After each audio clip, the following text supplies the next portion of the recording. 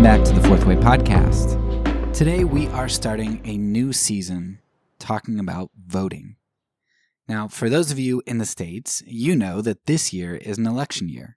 And really, you've probably been very aware of this for like 2 years because there's not really much downtime between presidential election seasons, as like 2 or 2.5 years before the next presidential election, you're already getting commercials and the media is going crazy and putting all kinds of articles out there. So this is something that that has just been, we've been bathed in here for a while now. But still, there's this ramping up of everything and of coverage and stuff as you get closer to the actual election. And so everybody talks about the importance of being an informed voter. So I want to talk to you and help you to be as informed as possible on your options. Because most people are going to talk to you about, the Republicans and the Democrats and, the merits that each of those have. But very few people are going to branch out and really tell you all of the options that you have. And so to just lay things out there for this first episode, this season, I want to talk to you exclusively about the option of abstention from voting. Now, you might be thinking to yourself, why would you have a whole season talking about abstention from voting? I mean, wouldn't that be like, a doctor or somebody, a health professional saying, hey, you know what? I'm going to do a seminar on not exercising. No, or a teacher, telling students, tomorrow we are going to have a class, like all day, we are just going to talk about and learn about not doing your schoolwork. I think that's probably how abstention sounds to a lot of people. They'd say, well, why would I want to know how to do an unhealthy, irresponsible sort of thing? Like that just doesn't make any sense. But I can tell you, and I'll get more into my story a little bit later, but I can tell you that there was an election that I felt like I was just going to mar my soul by making one of the main choices that people were making, and I needed to explore other alternatives because I thought there were only two alternatives. And so, yeah, you might feel ineffective engaging in abstention, but I do think that that's kind of a misunderstanding, and we're going to talk about the practicality of abstention a little bit later in the season. But also, just from a Christian standpoint, the refusal to mar one's soul, the refusal to engage in evil, and the upholding of integrity and faithfulness, despite potential consequences, negative consequences, or a lack of positive results, feeling like you're not doing anything. And so I want to talk to you about this very important option of abstention from voting and why I think that it should be a viable option that you have on the table, or that you at least respect in others who choose to abstain. But this season, I'm also going to argue that I think it's actually almost always, if not always, the appropriate moral choice for Christians, at least in terms of large-scale voting, like national presidential elections or congressional elections and stuff. So that's kind of a really big overview of where we're going. Now let's zoom in a little bit more and give you a feel for where we're headed more specifically. So this season is actually going to be a lot of repeat episodes. If you've been around the Fourth Way for any extended length of time, you have probably heard quite a number of episodes that pertain to voting, directly or indirectly, because I've done quite a lot. I mean, I had a season on nonviolent action and involvement in the government and the ways that we petition and things like that. I've had a season on the government and the morality of engagement with government. I've had a season on consequentialism and morality and ends justifying the means and discussing how that undergirds a lot of things, including voting. And then we talked about propaganda in 2 seasons ago, in season 11, and discussed a lot about government and involvement there. So we've had a lot of episodes that really touch on the issue of voting. But if you've been around for any extended length of time, you also know that in general, what I like to do is I like to create cumulative cases. I like to lay my seasons out in a way where there is logical progression towards some sort of case. So, for example, in our longest season, in my season on propaganda, season 11, I made a progression from taking a look at propaganda and lies and deceit and how that was used on the small scale with domestic abusers. We took a look at the use, propaganda's use in racism, in the media, medical community, government, and we got bigger and bigger and bigger in terms of propaganda and conspiracies until we were taking a deep look at the government.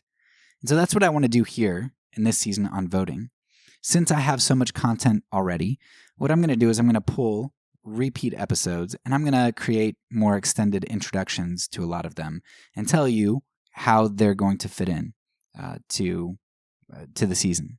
So rather than trying to make the case piecemeal and hop around all over my seasons, I want to kind of streamline this for anybody who's interested in the topic of abstention so they can find everything all in one place here and just kind of make the logical progression towards the final case. Of course, you are free to jump around throughout the season as you wish. And in fact, I would recommend that. And as you hear something that piques your interest, there are lots of other seasons to go back and explore that are going to fill in a lot of the details for you. Nevertheless, I think this season is going to be particularly useful for researching abstention from voting, particularly from a Christian perspective. In this episode, all I really want to do is I want to lay out for you my position on voting, and that will kind of give you a glimpse as to where we're going to head this season. And I want to describe how this season is structured so that you're going to kind of understand where we're going, how we're going to get to the conclusion. Because I'm willing to bet for most of you that as I lay out my case for why abstention should be on the table for Christians as a moral choice, and even a pragmatic one at times, it's probably going to be a case that you haven't heard before. So when I explain my position and how I got there today, and then I describe the rest of the season, you're going to maybe hear some pieces where you say, oh, I really need to jump in at that part of the season and I need to hear an explanation about that. And so this is going to give you a good idea of where we're going and when you want to tune in. All right, so first, I think probably the big question is, how in the world did I ever come to conclude that abstention is a good thing and maybe even the right thing for a Christian to do? And you're going to need a little bit of my background story here, just so you know that, I didn't grow up in an Amish community close. I mean, they were close to me. I grew up in Pennsylvania.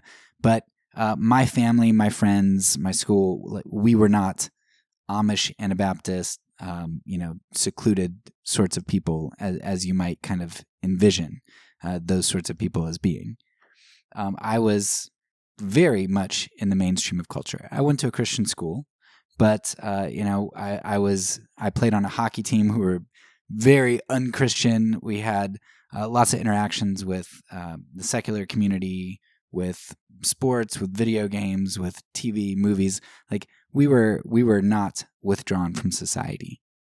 And in fact, going to the church that I did, and a lot of churches in our, it was non-denominational, but a lot of churches that were kind of associated with our church and school and everything, they actually even had American flags up at the front of like the church.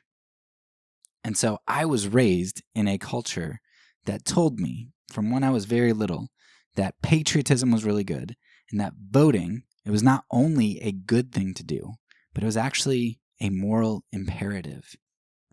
In fact, voting was so important that we had a bunch of people throughout the decades go over and kill some Vietnamese and Iraqis and North Koreans to secure that privilege for me to vote. And so to not vote would be to dishonor the memories of those people who died in the jungles of Vietnam so that I could cast my ballot. Now, I don't say that at all to tarnish the honor and loyalty and all of that stuff that, a lot of soldiers have had in going off and fighting in America's war. In fact, you can go to the very last episode we just played, which is one of the most powerful pieces, Memorial Day pieces that I think you can ever find by Harry Emerson Fosdick, a World War I veteran, entitled "The Unknown Soldier," who talks about how this sort of propaganda is just it's actually the stain on the soldiers' lives. To connect this idea that soldiers going and fighting in the jungles of Vietnam, that it has any connection to my ability to vote or to my freedom, it just doesn't make any sense. And Fosdick talks about that, how he as a clergyman who went over and encouraged the boys to go off, to face their deaths, how he was a mouthpiece of that, and how he came to the conclusion that with the rest of his waking days, he was going to do the opposite. He was going to be the mouthpiece that kept men and women from being sent to their deaths for nothing. But that's not the view that we had growing up. The view that I had growing up was that I had to vote in order to honor those who sacrificed their lives for me. Stanley Hauerwas has a great piece on this called the Sacrifices of War and the Sacrifice of Christ. And he connects this idea, too, of how, human sacrifice is used as a cudgel that kind of guilts us into, performing in a certain way, believing certain things, seeking to honor certain things. Just like for Christians, Jesus' death on a cross is kind of what compels us towards loving service, or one of the main things. Hauerwas argues that, especially on nationalism and things like that, how you basically turn soldiers into those sorts of sacrifices, and you attach them to acts that you want to perpetuate. So anyway, sorry, it's really hard for me not to go down these rabbit trails. You'll have to go and listen to our season on propaganda, on just war theory, on all those other seasons. So that ties in here. But point is, I grew up in a culture that was extremely patriotic and extremely focused on voting. It's a duty that I had, a responsibility that I had if I was going to love my neighbor. So really, I grew up with huge assumptions, and I didn't care in the least to test those assumptions against reality, against other philosophical viewpoints, against Christian morality. Like, I didn't care to test it at all. It was just so self-evident. And when you're that steeped in ideology or culture, it often takes a huge wake-up moment to force any evaluation. There has to be some huge cognitive dissonance. And for me, that wake-up moment was 2016. It was the 2016, or I guess it was probably 2015, whenever that presidential election was between President Trump and Hillary Clinton. And I don't want to recap the whole thing because I recognize that I've actually talked about that in a lot of my various seasons.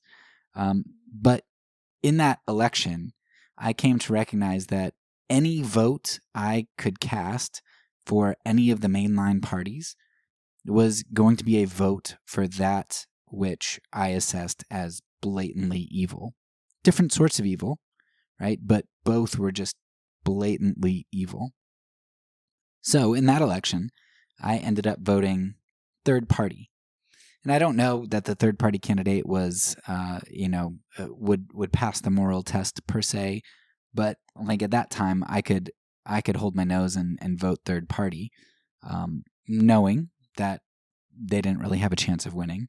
But I just could not vote for either of the main party candidates. But so that wasn't necessarily what caused me problems, right? Okay, vote third party, right? Big deal. You got two bad candidates, so pick a third one.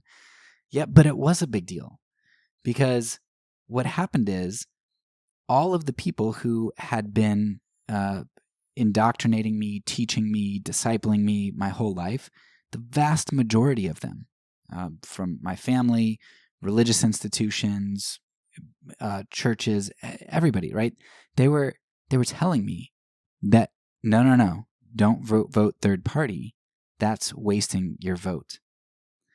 They told me I had to vote, but I couldn't vote ethically or how I thought was best. I couldn't really vote my conscience. My conscience had to be Republican or Democrat. And for my community, really, if those are your only two options, your only option is a Republican. And I had to vote for results. Now, such an admonition against me, right, that I couldn't vote third party, that I was throwing my vote away, that I wasn't choosing the greatest good, such an admonition like that seemed wholly antithetical to Christian morality and to objective morality, right? Probably because it was. But it was this antithetical spirit to the Christ which toppled the whole system for me. It blew things apart for me. If the people who had been discipling me my whole life and they didn't really believe in the importance of voting ethically, as evidenced by the fact that they were now telling me that I was wrong to vote ethically, right? Then something is wrong with their moral system here. So that was the first big wake-up call for me when my community just did not pass the smell test, right? I knew that there was hypocrisy, there was just illogic. Like the moral logic didn't make sense, telling me that morality is objective and we have integrity, and you can't throw off integrity. Be faithful, and then all of a sudden, I was told to put those things on hold in order to achieve some particular result. So in that election, I voted for a third-party candidate, but what was uncovered in my group for me, in the philosophical, theological thinking of my group, was that I needed to really reevaluate the whole system. This was much bigger than, it's not just Republican, Democrat, maybe I can vote third party, right? It was kind of like, I need to really reassess everything here in terms of politics and theology. So the biggest thing that I uncovered, which is going to be the first part of our season after this introductory episode, is this idea of consequentialism. As I started thinking through my belief system about what I was taught about politics and about moral integrity and all of that, I started to recognize that in this particular instance, in regard to voting, my group was consequentialists or pragmatists, whatever you want to call it. The ends justify the means. And I discovered as I went down that rabbit hole that consequentialism really bathed a whole lot of our Christian ethic here in the States, of conservative evangelical Christian ethic. My whole life I had heard bemoaned this idea that our culture is moral relativists, that it's whatever's true for you is true for you. And I recognize that really it's the same moral ethic in my Christian groups by and large. It's a moral relativism. Maybe, I don't know, maybe it's a little bit better, because in moral relativism, it's whatever's true for you is true for you.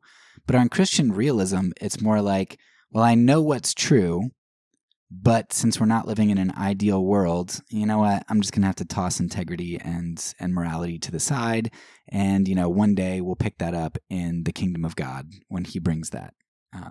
And so it's sort of a little bit better in the sense that you recognize that there is objective truth and objective morality, but actually that kind of makes it worse, because then to forego that means that to whom much has been given, much will be required. Like, what truth is. You know what goodness is, and then you're refusing to do it. And that seems worse than moral relativism to me, than kind of an ignorance about the truth of morality. But anyway, I have a whole season on consequentialism where I lay out that case for you. But in the next episode, I am going to pull out the one, hopefully the clincher episode for you that is going to just tear consequentialism down. It's going to tear it apart, blow it out of the water, and you're just going to see how antithetical to Christian morality consequentialism is. Like, it's just untenable as a Christian to hold to that. And that's, for Christians, I mean, that's going to be the crux of my non-pragmatic argument, right? The argument from just moral integrity and faithfulness is going to rely on you coming to the conclusion, if you haven't already, that consequentialism is not a tenable Christian position. It's heretical, unorthodox, whatever you want to call it. You can't do it. Like, they don't coexist, consequentialism with the ethic of Jesus Christ. And then a lot of the rest of the season is going to be showing you how you any engagement then in voting, because of what government is and what all that entails, is going to force you into a consequentialist decision. So even if you hate me so far, I challenge you, at least just listen to the next episode. If you get through the next episode and you're not convinced, then I don't think I'm going to convince you after that as a Christian. After that episode on consequentialism, the consequentialist ethic, I am going to take a look at one chapter of one of my favorite books of all time, just an extremely powerful book written by a Christian abolitionist, anarchist, sort of. Like, he wasn't completely about no government whatsoever, but especially because he was an abolitionist, kind of saying, look, I can't participate in government at all at this time. And also because he was nonviolent, I can't participate in a violent government. And so Balu writes this fantastic book, but this one chapter in particular I'm going to pull out as just a sampling for you to be able to kind of hear his case that applies particularly to voting. And actually he has like one or two other chapters that deal with voting too. And I actually, for my last season, season 12, when I read some great works, I have Aidan Balu's work reproduced in whole in that season. So you could actually just go and listen to that after you finish this episode and hear his whole book. But at least for the next episode, I'm going to create a new introduction to that episode and tell you kind of how it fits in. And then you're going to get to hear from a great mind why he has an issue in participation with government in the form of voting. And just to kind of spoil things a little bit and whet your palate for what he's going to argue, his essential argument is just that, look, if I vote at all, and remember, he's voting while there is slavery, and he is very against slavery.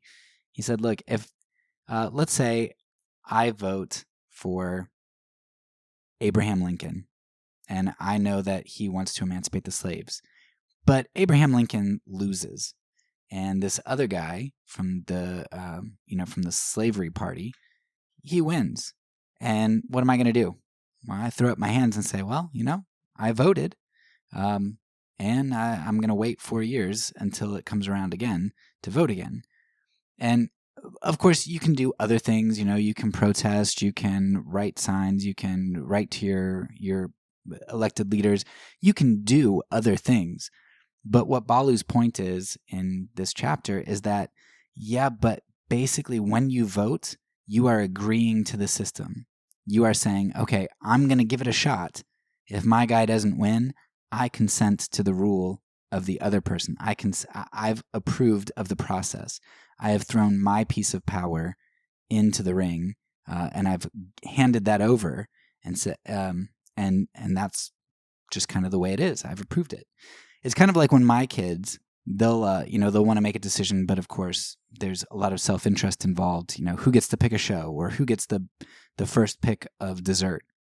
And so they'll say, oh, let's do rock, paper, scissors. And inevitably, almost every time, they play rock, paper, scissors, and the person who loses says, no, that's not fair. And we tell our kids all the time, we say, hey, look, if you would not have agreed to do rock, paper, scissors, and you would have, through dialogue, just continued to try to work things out and not come to an agreement, we would have kept the TV off, or that dessert would have sat there until you were able to come to a resolution. But when you agree to a process and you submit to that process, then the results, whether you like them or not, so long as they're a part of that process, then that's all you, right? That you are responsible for those results and for dealing with those results and for maybe not liking it, but submitting, right? And that's Balu's argument here with government. Whatever, if you go vote and the government does something that is your person that you don't want gets in office, but they do something that is constitutional that you don't like, too bad for you. You've consented, right? You've handed over your consent and you agree to that.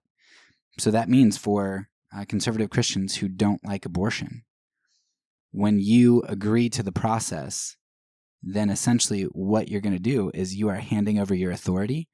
And when somebody gets in office and ends up promoting abortion, not rescinding it, making more liberal laws, however you want to look at it, then hey, you're responsible for that, right? Because you agreed to the process, you consented. So you'll get to hear that whole chapter from Balu later. And it's something that you really have to mull over and really works well if you read his whole treatise. Nevertheless, it'll be a good look next episode. So after talking about consequentialism and taking a look at what government entails and what voting kind of gets you, we'll specifically look at the process of voting. We're going to take a look at the morality of voting, what Christian responsibility looks like, what Christians are called to, what our moral responsibilities are, and we'll also take a look at the pragmatism of abstention versus voting. What does voting actually get you, and what might abstention do for you? How might that work out in the real world?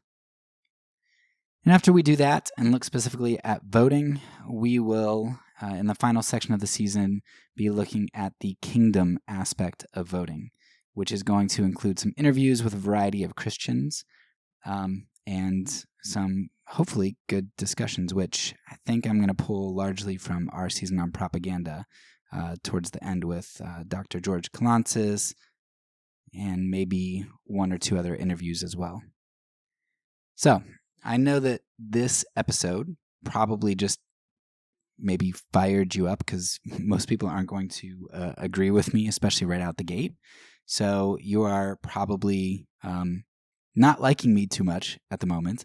Nevertheless, I hope that you will at least hear out my case throughout the season, at least give the next few episodes a listen, especially the next one, and have a dialogue with me if you want. Reach out to me, email, whatever.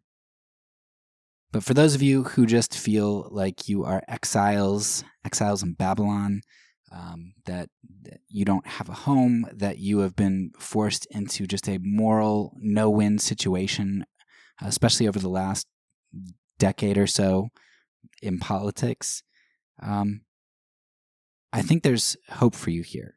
I think I'm going to help you to see that abstention is a viable option, if not even the right option for you to take, and how you can be a good, responsible citizen and Christian, and how you can love your neighbor through this.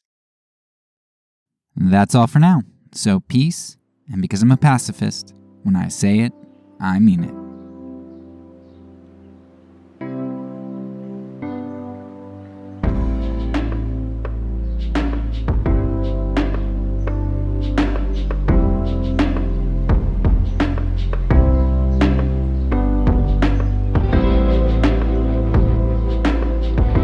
This podcast is a part of the Kingdom Outpost Network. please check out the links below to find other great podcasts and content related to nonviolence and kingdom living.